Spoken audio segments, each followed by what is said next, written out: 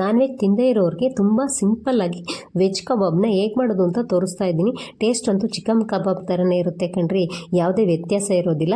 ಇದನ್ನು ಮಾಡೋಕ್ಕೆ ಒಂದು ಕುಕ್ಕರ್ಗೆ ಎಳೆ ಹಲಸಿನಕಾಯಿನ ಸಿಪ್ಪೆ ಮತ್ತು ಒಳಗಿನ ದಿಂಡನ್ನು ತೆಗೆದು ತೊಳೆದು ಈ ರೀತಿ ಕಟ್ ಮಾಡಿ ಅದಕ್ಕೆ ನೀರು ಮತ್ತು ಉಪ್ಪನ್ನು ಹಾಕಿ ಒಂದೇ ಒಂದು ವಿಜಿಲು ಕೂಗಿಸಿ ನಂತರ ಬಟ್ಲಿಗೆ ಮೈದಾ ಹಿಟ್ಟು, ಕಾರ್ನ್ಫ್ಲೋರು, ಅಕ್ಕಿ ಹಿಟ್ಟು, ಕಡಲೆ ಹಿಟ್ಟು, ಖಾರದ ಪುಡಿ, ಉಪ್ಪು, ಜೀರಿಗೆ ಪುಡಿ, ಅರಿಶಿನ ಮತ್ತು ಕಾಳು ಮೆಣಸಿನ ಪುಡಿ, ಧನಿಯಾ ಪುಡಿ, ಗರಂ ಮಸಾಲ, ಶುಂಠಿ ಬೆಳ್ಳುಳ್ಳಿ ಪೇಸ್ಟ್ ಹಾಕಿ ನಂತರ ಹಿಂಗನ್ನು ಕೂಡ ಹಾಕಿ ಡ್ರೈ ಆಗಿ ಒಂದ್ಸತಿ ಚೆನ್ನಾಗಿ ಮಿಕ್ಸ್ ಮಾಡ್ಕೊಳ್ಬೇಕು. ಮಿಕ್ಸ್ ಮಾಡಿ ಪಕ್ಕಕ್ಕಿಡಿ. ನಂತರ ಹಲಸಿನಕಾಯಿ ಬೆಂದಿದೆಯಾ ಅಂತ ಚೆಕ್ ಮಾಡ್ಕೊಳ್ಬೇಕು.